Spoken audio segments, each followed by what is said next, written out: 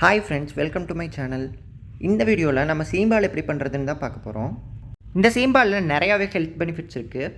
சீம்பாலை குழந்தைங்களுக்கு கொடுக்குறதால அவங்களோட இம்யூனிட்டியை அதிகப்படுத்தும்.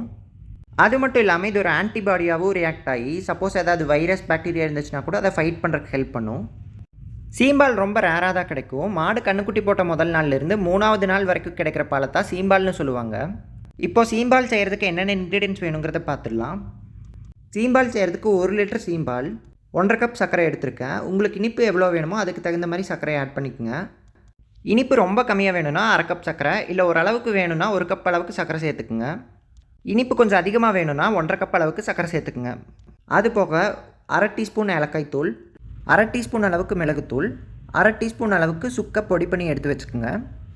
சீம்பாலில் ரொம்ப அதிகமாக ஃபேட் இருக்கனால அவ்வளோ சீக்கிரம் டைஜஸ்ட் ஆகாது. ஸோ சுக்கு, மிளகு இதெல்லாம் கண்டிப்பாக சேர்த்துக்குங்க. சுக்கு, மிளகு இதெல்லாம் சேர்த்திக்கிறதுனால நமக்கு சளி பிரச்சனை, அஜீரண பிரச்சனையெல்லாம் வராமல் இருக்கும். சீம்பாலை அடுப்பில் வச்சு நல்லா வேக வச்சதுக்கப்புறமா தான் சாப்பிட்ணும், இல்லைன்னா ஃபுட் பாய்சனிங் ஆயிரும். இப்போ சீம்பாலில் மிளகுத்தூள், பொடி பண்ண சுக்கு, அப்புறம் ஏலக்காய் தூள் இந்த 3ஐயும் சேர்த்து நல்லா கலக்கி விட்டுருங்க. இந்த ஸ்டேஜில் நம்ம எடுத்து வச்சுருக்க சர்க்கரையை பாதி அளவுக்கு சேர்த்திக்குங்க. சர்க்கரை சேர்த்துட்டு ஒரு 5லேருந்து 10 நிமிஷத்து வரைக்கும் நல்லா கலந்து விட்டுருங்க, இல்லைன்னா சர்க்கரை கலங்காமல் அப்படியே தான் இருக்கும். சர்க்கரையை நல்லா கலக்காமல் அடுப்பில் வச்சிட்டிங்கன்னா அடியில் தேங்கி அப்படியே கரையாமல் தான் இருக்கும். முதல்ல பாதி அளவுக்கு சர்க்கரை தான் இதில் சேர்த்திருந்தேன். மிச்சம் இருக்க சர்க்கரையும் இதில் சேர்த்திக்கிறேன். 1.5 கப் அளவுக்கு சர்க்கரையும் இதில் நான் சேர்த்து முடிச்சிட்டேன். இப்போ சர்க்கரை எல்லாத்தையும் சேர்த்துனதுக்கப்புறமா திரும்ப நல்லா கலக்கி விட்டுக்குங்க. சர்க்கரை கலந்துருக்கான்னு அப்பப்போ செக் பண்ணி பார்த்துக்குங்க. சர்க்கரை இன்னும் கரையாதனால நான் இன்னும் கொஞ்சம் நேரம் நல்லா கலந்து விட்டுக்க போகிறேன். இப்போ சீம்பாலோட சர்க்கரை நல்லா கலந்துருச்சு, அதனால் நான் கலக்கிறத நிறுத்திக்க போகிறேன். சீம்பாலை நான் வடித்து எடுத்துக்க போகிறேன். ஒரு சல்லடையை வச்சு நல்லா வடிச்சுக்குங்க. சுக்கு, மிளகு, ஏலக்காய் தூளோட சத்தெல்லாம் இதில் நல்லா கலந்துருக்கும். ஏன்னா நம்ம சர்க்கரையை ஆட் பண்ணிவிட்டு ரொம்ப நேரம் கலந்துட்டு இருந்தோம். ஆனால் அதோட சக்கையெல்லாம் இதில் இருக்கும். அதை சாப்பிடும்போது நம்மளுக்கு நல்லா இருக்காது. அதனால நம்ம இதை வடித்து எடுத்துக்கிறோம். இப்போது சீம்பாலை ஒரு பிளேட் வச்சு மூடி வச்சுருங்க. சீம்பாலை இட்லி சட்டியில் தான் நம்ம பண்ண போகிறோம். அதுக்கு இந்த மாதிரி இட்லி சட்டியோட சென்டரில் ஒரு ஸ்டாண்டு வச்சுக்கோங்க. இப்போ இட்லி சட்டியில் சீம்பால் வேகிறதுக்கு எவ்வளோ தண்ணி தேவைப்படுதோ அந்தளவுக்கு தண்ணி ஊற்றி நல்லா ஃபில் பண்ணிக்கோங்க.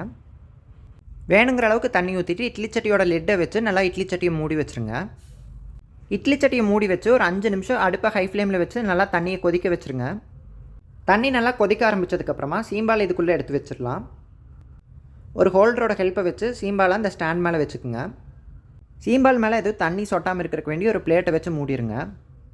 இட்லி பாத்திரத்தை ஒரு லிட் வச்சு கவர் பண்ணிவிட்டு அடுப்பை ஹை ஃப்ளேமில் வச்சுருங்க. 15 நிமிஷம் ஆனதுக்கப்புறமா சீம்பால் வெந்துருச்சானா அப்பப்போ செக் பண்ணி பாருங்கள். சீம்பால் சரியாக வேகாட்டி பாத்திரத்தை மூடி வச்சு இன்னும் கொஞ்சம் நேரம் வேக விட்டுருங்க. ஒரு கத்தியை சீம்பால் இன்சர்ட் பண்ணுறப்போ பால் மாதிரி ஏதாவது கத்தியில் ஒட்டி வந்துச்சுன்னா சீம்பால் இன்னும் வேகலைன்னு அர்த்தம். சீம்பால் வேகிறதுக்கு கிட்டத்தட்ட எனக்கு 1/2 மணி நேரத்துக்கு மேலே ஆச்சு. கத்தி இந்த மாதிரி க்ளீனாக வந்துச்சுன்னா சீம்பால் வெந்துருச்சுன்னு அர்த்தம். அடுப்பு ஆஃப் பண்ணிவிட்டு சீம்பாலை ஒரு ஹோல்டரோட ஹெல்ப்பை வச்சு வெளியே எடுத்துக்கோங்க. சீம்பால் ரொம்ப சூடாக தான் இருக்கும், அதனால் ஏதாவது ஒரு இரும்பு ஸ்டாண்ட் மேலே அதை வச்சுருங்க. சீம்பால் அப்படியே ஓப்பனாக விடாமல் ஏதாவது ஒரு ட்ரை கிளாத் வச்சு அதை கவர் பண்ணிக்கோங்க. இப்போ இதை அப்படியே ஆற விட்டுருங்க. எனக்கு சீம்பால் ஆறுறதுக்கு ஒரு 7லேருந்து 8 மணி நேரத்துக்கு பக்கமாக ஆச்சு. சீம்பால் ஆறுனதுக்கப்புறமா இந்த மாதிரி கத்தியை வச்சு சைடில் நல்லா குத்தி விட்டுக்குங்க. அதுக்கப்புறமா உங்களுக்கு வேணுங்கிற ஷேப்பில் கட் பண்ணி சர்வ் பண்ணிக்கோங்க. சீம்பாலை சூடாக சாப்பிட்றத விட ஆறுனதுக்கப்புறமா சாப்பிட்டா தான் அதோட ரியல் டேஸ்ட் தெரியும். சீம்பாலை 1 நாள்லேருந்து 2 நாள் வரைக்கும் தான் ஃப்ரிட்ஜில் வைக்காமல் வெளியவே வச்சு யூஸ் பண்ண முடியும். அதுக்கு மேலானா இது கெட்டு போயிடும்.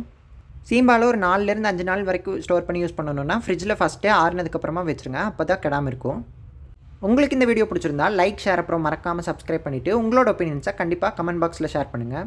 கூடவே பெல் ஐக்கானையும் ப்ரெஸ் பண்ணி ஆளுங்கிற ஆப்ஷனை செலக்ட் பண்ணிக்கோங்க. அப்போ தான் நான் அப்லோட் பண்ணக்கூடிய வீடியோஸ் உங்களுக்கு நோட்டிஃபிகேஷனில் வரும். தேங்க்ஸ் ஃபார் வாட்சிங் த வீடியோ.